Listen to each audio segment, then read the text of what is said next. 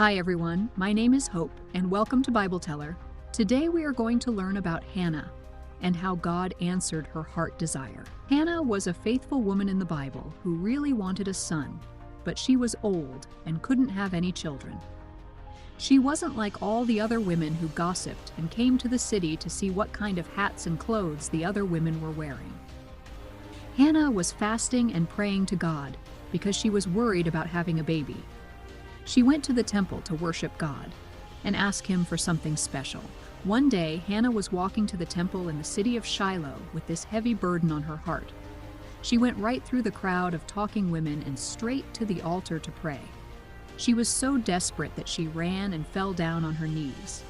The tears started rolling down her cheeks as she cried out, "O Lord God, give me a son! Give me a son!" She promised God that if he would give her a little boy, she would give him up to serve the Lord.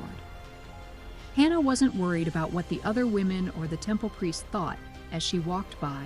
She was distressed and sincerely seeking God. She interrupted the entire service as she screamed out loud until even the priest Eli stomped out and accused her of being drunk. Hannah told the priest that she was not drunk, but she was praying for God to take away her reproach and give her a son.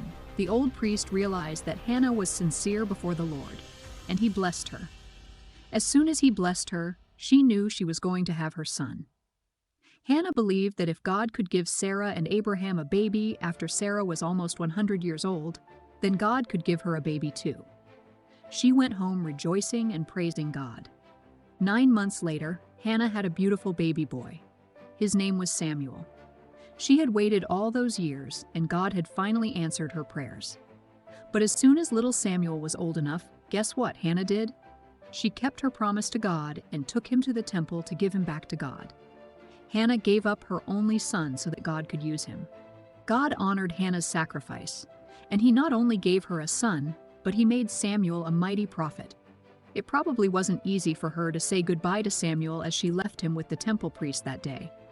But Hannah did the right thing by keeping her promise to God. You see, even though it may not always be easy, God will do great things when you sacrifice what you love most for Him. Ah, what a nice story. In this story, I learned that God, He's the same yesterday, today, and forever. If He could do it for Sarah and Abraham and Hannah, then He's able to answer our prayers as well. Did you learn something from this story? Tell us what you learn in the comments below. You can read about this in 1 Samuel chapter 1. Thank you for watching and see you next time. God bless.